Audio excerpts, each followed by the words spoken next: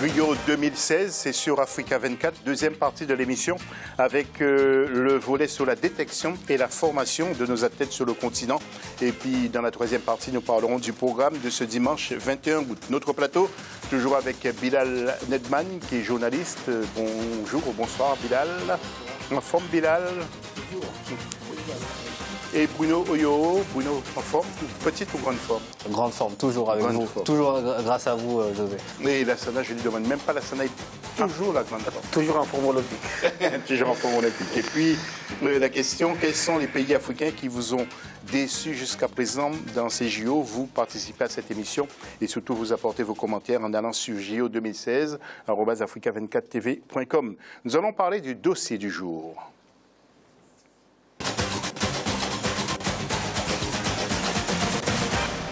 Et avant les commentaires, sur notre plateau, les problèmes d'infrastructure qui se posent en permanence, mais sur le continent, des initiatives privées d'anciennes gloires de l'athlétisme, par exemple, naissent et impulsent de nombreux jeunes à s'intéresser de plus en plus à la discipline. Le dossier avec Lefty Ounou et Olive Adjakotan.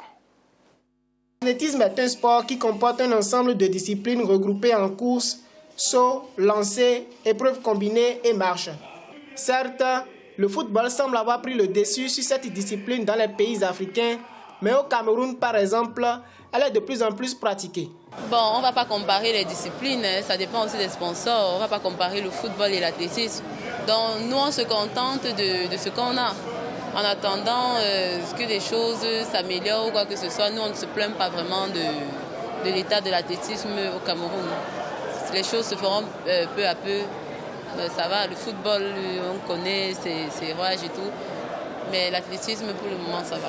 La détection se fait soit par les compétitions que la fédération organise, soit par les manifestations sportives scolaires au niveau de chaque pays. Et les meilleurs doivent maintenant être suivis, être préparés, et puis après on les met sur les compétitions régionales, continentales et mondiales. L'autre handicap de l'athlétisme africain est la rareté des infrastructures adéquates, indispensables pour les compétitions de haut niveau et la formation des talents. Elles font partie des doléances souvent formulées par les grands athlètes. Tout le monde sait que maintenant, au niveau des Coupes du Monde ou des Jeux Olympiques, c'est très difficile d'y entrer maintenant. Donc, essayons, avec les confédérations africaines, de travailler davantage, d'avoir de très bons entraîneurs et surtout d'avoir des compétitions de haut niveau en Afrique, parce que souvent, c'est ce qui manque le plus, et avoir des infrastructures. Le Congo a donné l'exemple avec ces infrastructures-là. D'autres pays pourront suivre. Et dès qu'on a des infrastructures et qu'on aura les compétitions de haut niveau, l'Afrique peut rayonner au niveau mondial. D'autant plus, le Kenya l'a démontré. Il a gagné au dernier championnat du monde d'athlétisme à Beijing devant les Américains et devant l'Europe. Tous les pays africains souffrent des mêmes problèmes. On a besoin que les dirigeants soutiennent davantage l'athlétisme. Ils doivent sans hésiter investir dans la formation, la mise en place d'infrastructures adéquates et bien d'autres choses. Ce sont ces différents efforts qui permettront l'amélioration des résultats de cette discipline sportive, car les athlètes africains réalisent des performances exceptionnelles, mais pour maintenir le cap, il faut les assister davantage. Plus d'une centaine d'athlètes africains honorent de leur présence les différentes compétitions olympiques continentales depuis 2008 et près de la moitié sont primés. Aussi, une cinquantaine représentent l'Afrique au cours des compétitions internationales et plus d'une vingtaine sont médaillés. Ces différents résultats témoignent de l'appropriation progressive de cette discipline par les athlètes africains. Malgré ces performances circonscrites à un nombre limité de pays qui ont opté pour la promotion de cette discipline, aucune politique de vulgarisation ne se remarque dans les autres États africains. Et ce, à cause d'un manque de centres de formation et d'infrastructures adéquates. Les initiatives privées dans le cadre de la formation des jeunes athlètes existent déjà et se multiplient sur le continent. Elles attendent un véritable accompagnement des dirigeants pour un meilleur rayonnement de l'athlétisme africain dans le monde. Voilà donc pour ce sujet. Avant votre intervention, nous allons voir ces images et Bilal ainsi que Bruno et Lassana, vous allez sans doute me dire, c'est peut-être l'une des athlètes qui s'est propulsée parce qu'elle, ou a été propulsée parce qu'elle s'est beaucoup entraînée, c'est Marie-Josée Talou, Bilal, qui termine 4e sur les 2 distances. Ce n'est pas rien. Il manque un tout petit peu un tout petit quelque chose pour qu'elle puisse monter sur le podium. Regardez comment elle termine. Vraiment tout près de la troisième. Hein. Vous regardez. Même pas 1 mètre, à peine 30 cm. Hein. Cette différence pourrait être faite, pourquoi pas pour les prochains championnats du monde et voir aussi les prochains JO au Japon, car il manque, si on peut se permettre, le petit chouïa de faire la différence et accrocher le podium. On a pu le voir aussi au lancer du disque avec le Congolais, et là c'est un peu la même sorte. Il va falloir beaucoup plus travailler, beaucoup plus détecter les points négatifs pour les améliorer pour les prochains JO. Mais comme je l'avais dit précédemment, José, je reste assez confiant pour tous les athlètes africains, vraiment, et les africaines aussi. Oui. Car il y aura quelque chose à faire d'ici le Japon. Vraiment, oui, Bruno, vous êtes de l'avis de Bilal. On peut progresser, mais est-ce qu'il ne manque pas du travail? Faire venir peut-être des spécialistes en Occident, malheureusement, peut-être on parle de la formation de d'autres techniciens, ou bien faire venir des athlètes, faire voyager les athlètes éventuellement, faire des échanges? Par exemple, il y a Wade Van Niekerk qui est allé travailler avec Usain Bolt aux États-Unis, ça c'est un premier exemple. Ouais. Ensuite, après, ça dépend aussi des fédérations. Pour ce qui concerne l'exemple Talou, Marie-Josée Talou, on ne l'attendait pas vraiment sur ces JO, donc elle, c'est une progression qu'elle va devoir enclencher pour pouvoir enchaîner à Tokyo dans 4 ans et viser une médaille. Par exemple, Muriel Aoré était beaucoup plus attendue, elle n'a fait aucune des finales sur 100 et 200, donc il faut qu'elle confirme, José Talou. Alassana Camara, parce qu'Alassana n'en a pas beaucoup parlé. En fait, c'est la révélation, pour moi, la révélation de ce jeu, c'est Marie-Josée Talou. Ouais. Elle méritait de gagner au moins une médaille, parce que sur le 100 mètres, elle était blessée juste au bout, elle est arrivée juste au pied du podium. Sur le 200 mètres, elle a fait le maximum aussi, mais ça n'a pas payé. Comme disait Bruno, on attendait Aouré, mais Aouré a déchiré la feuille dans ce jeu-là, a mangé la feuille. Malheureusement pour le sportif africain, quand on arrive au pied du podium comme ça, au lieu de se battre, de s'organiser, de travailler pour monter dans l'ascenseur, on a tendance à baisser la tête. Mais je pense qu'avec le travail, avec l'organisation, ça va aller pour le sportif africain. Et puis n'oubliez pas que Bilal a regardé dans sa boule de cristal et il nous a dit qu'il est optimiste. Alors Bruno, il y a aussi le Bénin qui a vu l'une de ses joueuses se glisser entre les doigts. Hein. Mais plusieurs, puisqu'il y a Isabelle Yacoubou, pivot de l'équipe de France, qui hier en demi-finale contre les Américaines, dans la journée de jeudi, termine meilleure scoreuse de l'équipe de France face aux États-Unis, et qui est une parfaite béninoise, puisqu'elle n'est pas née en France, elle est de Godomain, donc à côté de Cotonou, la capitale économique. Ça fait déjà plusieurs talents qui nous passent entre les doigts, puisqu'il y a aussi Valériane Ayayi, qui est ailière dans cette équipe de France, qui a fait de bons JO.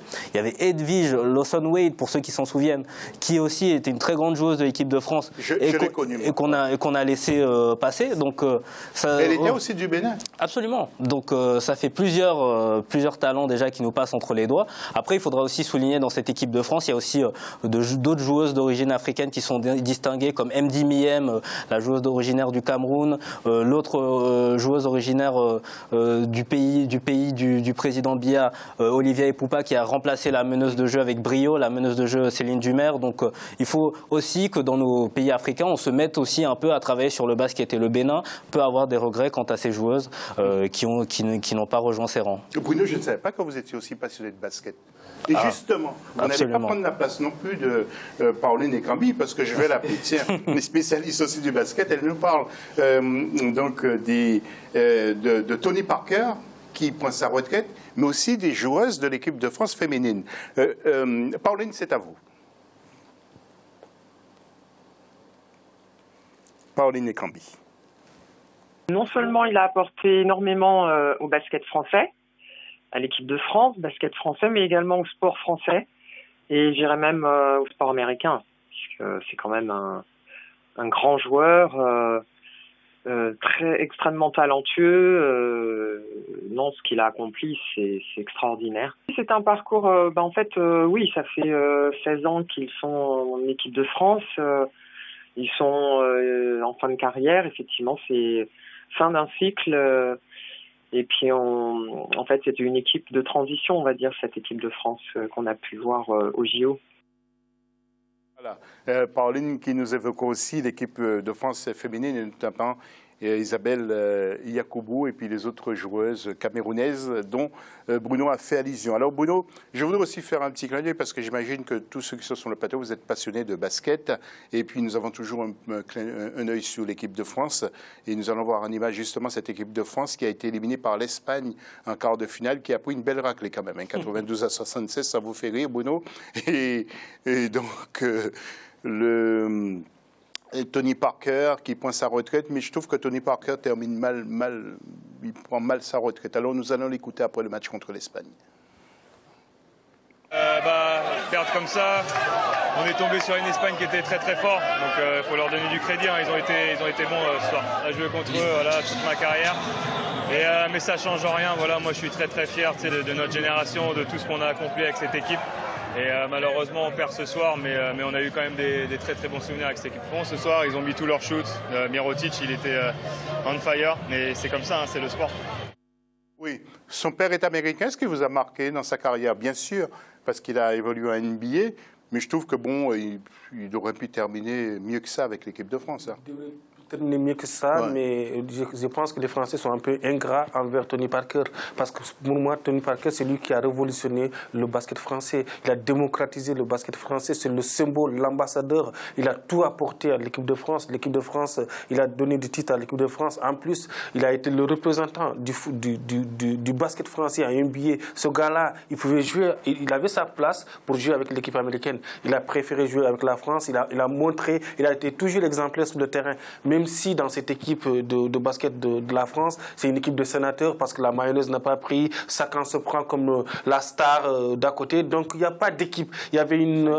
plus faible que les Espagnols aussi, tout simplement. Hein. Pas plus faible que les Espagnols, mais c'est une constellation de stars. Sakan tire de son côté, ça ne marche pas. Mais Tony Parker, c'est un grand monsieur. Il est du même titre que Teddy Riner. Oui, mais Lassana, je suis d'accord. C'est un grand joueur, mais pourquoi ne pas avoir fait gagner cette équipe de France depuis un petit bout de temps?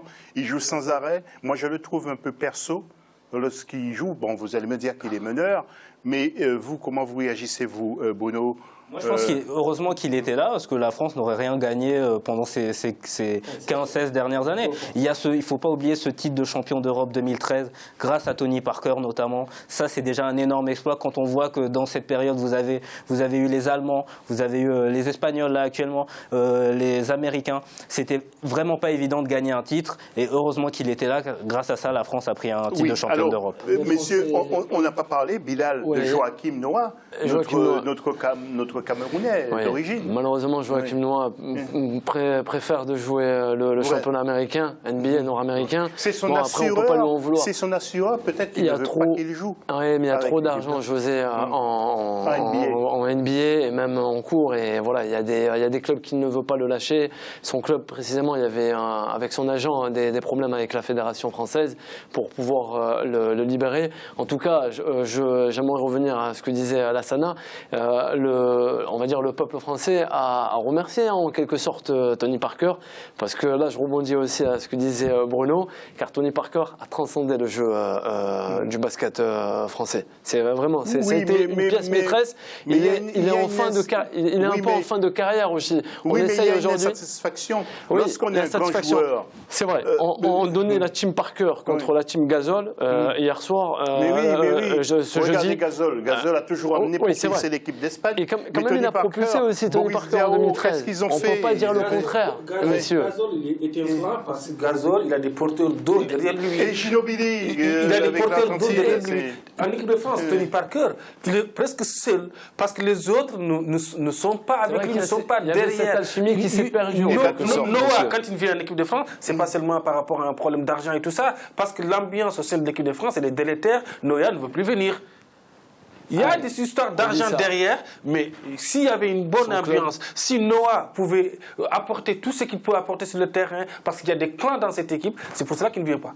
On a laissé quand même faire Joachim Noah, mais après, bon, il y a des mentalités J'espère que Joachim va intégrer cette équipe de France. Il faudrait aussi que Yannick s'il nous regarde, il faudrait qu'il fasse pression sur son fils pour qu'il puisse jouer avec l'équipe de France. Nicolas Batum, d'origine camerounaise aussi, porte un peu plus cette équipe. Exactement.